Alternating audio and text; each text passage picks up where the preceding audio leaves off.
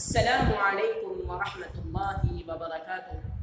محترم ناظرین، آپ کا استقبال ہے ہمارے channel Islamic scholars and leaders پر۔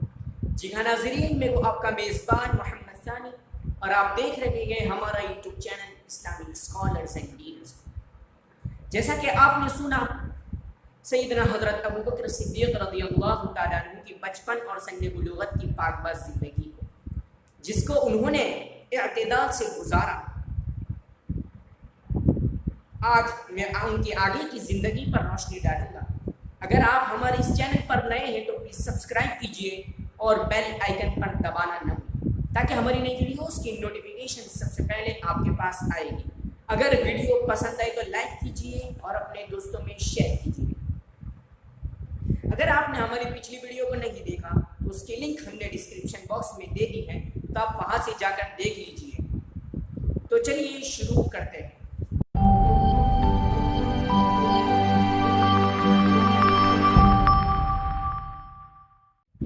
بسم اللہ الرحمن الرحیم۔ دور جاہلیت میں سیدنا حضرت ابوبکر صدیق رضی اللہ تعالیٰ عنہ کا شمار قریش کے اشراف و معزز لوگوں میں ہوتا تھا۔ ظہور اسلام کے بعد بھی ان کا یہی مقام و مرتبہ قائم رہا۔ آپ رضی اللہ تعالیٰ عنہ قریش میں قریشیوں کے انصاف کے سب سے زیادہ ماہر، ان کو سب سے زیادہ جاننے والے تھے۔ آپ رضی اللہ تعالیٰ عنہ کے تلاش حق کے طویل ایمانی سفر کا نتیجہ اسلام تھا۔ آپ رضی اللہ تعالیٰ عنہ کو شروع ہی سے حق کی تلاش تھی۔ حضرت ابوبکر صدیق رضی اللہ تعالیٰ عنہ کے اسلام قبول کرنے کی صحیح بات یہ ہے کہ جب حضرت صلی اللہ علیہ وسلم پر پہلی وحی نازل ہوئی، آپ اس وقت تجارت کی غرض سے یمن گئے ہوئے تھے۔ جب آپ واپس آئے تو کفار مکہ سرداران قریش آپ کے پاس ملنے آئے، تو آپ نے کہا کہ کوئی نئی بات؟ ان لوگوں نے کہا ایک نئی بات یہ ہے کہ اب ابو طالب کا یتیم بچہ نبوت کا دعویٰ کرتا ہے۔ یہ سن کر حضرت ابوبکر صدیق رضی اللہ تعالیٰ کا دل تڑپ اٹھا۔ جب وہ رخصت ہوئے تو آپ سیدھے خدمت نبوی میں حاضر ہوئے اور عرض کیا، یا رسول اللہ، میں آپ سے ایک بعثت کے بارے میں سوال کرنا چاہتا ہوں، کیا یہ آپ صلی اللہ علیہ وسلم کی بعثت ہوئی ہے؟ تو انہوں نے اور اسی مجلس میں آپ مشرف اسلام ہو گئے۔ آپ رضی اللہ تعالیٰ عنہ مردوں میں سب سے پہلے حضرت ابوبکر صدیق رضی اللہ تعالیٰ عنہ، عورتوں میں حضرت خدیجہ، بچوں میں حضرت علی، غلاموں میں حضرت زید بن حارثہ اور باندیوں میں حضرت ام ایمن رضی اللہ تعالیٰ عنہ اجمعین نے سب سے پہلے اسلام قبول کیا۔ آپ رضی اللہ تعالیٰ عنہ کا شمار قریش میں بہت اعلیٰ تھا، آپ کا مقام و مرتبہ بہت بلند تھا۔ جب آپ نے اسلام قبول کیا تو آپ لوگوں میں اسلام کی دعوت دینے لگے۔ اس کا نتیجہ یہ ہوا کہ قریش کے بڑے بڑے سردار جن کا مقام و مرتبہ تھا وہ اسلام لے آئے۔ ان میں سے عثمان بن عفان، زبیر بن العوام، عبد الرحمن بن عوف، سعد بن ابی وقاص، طلحہ بن عبید اللہ رضی اللہ تعالیٰ عنہ اجمعین ہیں۔ حضرت ابوبکر صدیق رضی اللہ تعالیٰ عنہ ان سب حضرات کو لے کر حضور اکرم صلی اللہ علیہ وسلم کی خدمت میں حاضر ہوئے اور وہ سب اسی مجلس سے مشرف اسلام ہو گئے۔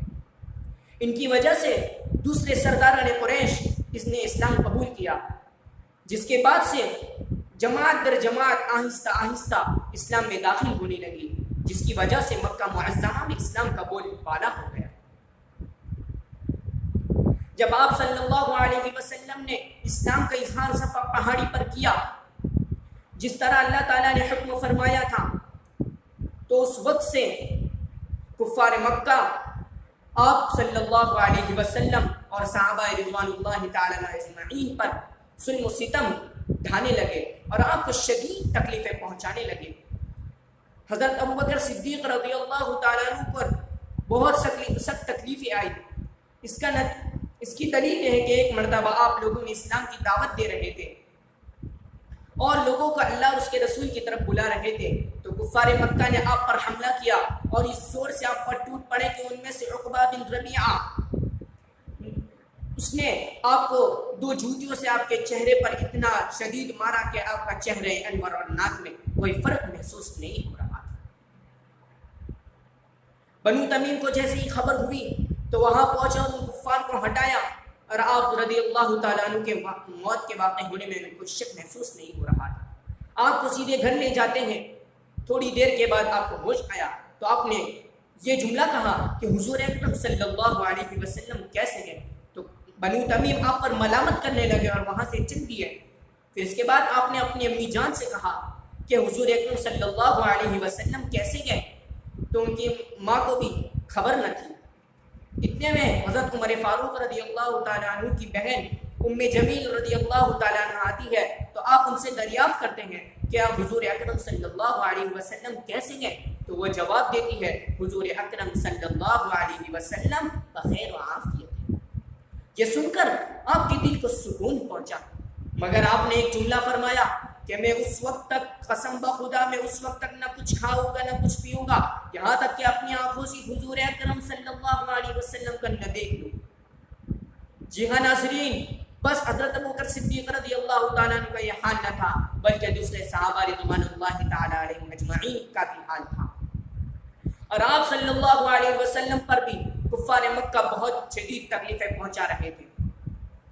آپ رضی اللہ تعالیٰ عنہ جرأت و شجاعت میں ایک امتیازی شان رکھتے تھے اور حق کی بات میں کسی سے نہیں ڈرتے تھے۔ رسول اللہ صلی اللہ علیہ وسلم کا دفاع کرنے میں کسی ملامت گر کی ملامت سے ہرگز خوف اور ڈر محسوس نہیں کرتے تھے۔ اس کی دلیل یہ ہے کہ ایک مرتبہ حضرت صلی اللہ علیہ وسلم خانہ کعبہ میں نماز پڑھ رہے تھے، اتنے میں عقبہ ابن ابی معیط آتا ہے اور وہ اپنی چادر کو حضور اکرم صلی اللہ علیہ وسلم کے گلے میں ڈال کر کھینچتا ہے، اور اتنے میں حضرت ابوبکر صدیق رضی اللہ تعالیٰ عنہ آتے گئے اور اس ظالم کو کندھے سے پکڑ کر اسے ہٹاتے گئے اور کہتے گئے اتقتلون رجلا ان یقول ربی اللہ، کیا تم ایسے شخص کو قتل کرنا چاہتے ہو اس بات پر کہ وہ کہتا ہے کہ میرا پروردگار اللہ ہے؟ آپ رضی اللہ تعالیٰ عنہ دعوت دین، رسول اللہ صلی اللہ علیہ وسلم صحبت، ایمان میں داخل ہونے والے صحابہ کی تعلیم و تربیت اور رسول اللہ صلی اللہ علیہ وسلم کی مدد کے لیے اپنے آپ کو وقف کر دیا تھا۔ حضور اکرم جب اسلام کا بول بالا ہوا مکہ معظمہ میں تو اس کے بعد سے کفار قریش آپ صلی اللہ علیہ وسلم اور آپ کے ساتھیوں پر ظلم و ستم کے پہاڑ توڑنے لگے، بالخصوص بے یار و مددگار مسلمانوں پر جو ظلم و ستم کی چکی میں زیادہ پیسے۔ اس سلسلے میں سیدنا بلال رضی اللہ تعالیٰ عنہ اور حضرت عمار بن یاسر رضی اللہ تعالیٰ عنہ کی ذات گرامی ہے، ان کو اس وجہ سے مارا جاتا اور ان پر ظلم کیا جاتا تاکہ وہ اللہ تعالیٰ پر ایمان لانے اور اسلام کی تعلیمات سے باز آ جائے۔ حضرت عبداللہ ابن مسعود رضی اللہ تعالیٰ عنہ فرماتے ہیں کہ سب سے پہلے ایمان کا اظہار کرنے والے 7 حضرات ہیں، ان میں سے حضرت محمد صلی اللہ علیہ وسلم، حضرت ابو بکر، حضرت بلال، حضرت سہیل، حضرت مقداد اور حضرت عمار ابن یاسر، ان کی والدہ سمیہ رضی اللہ تعالی عنہم اجمعین ہے۔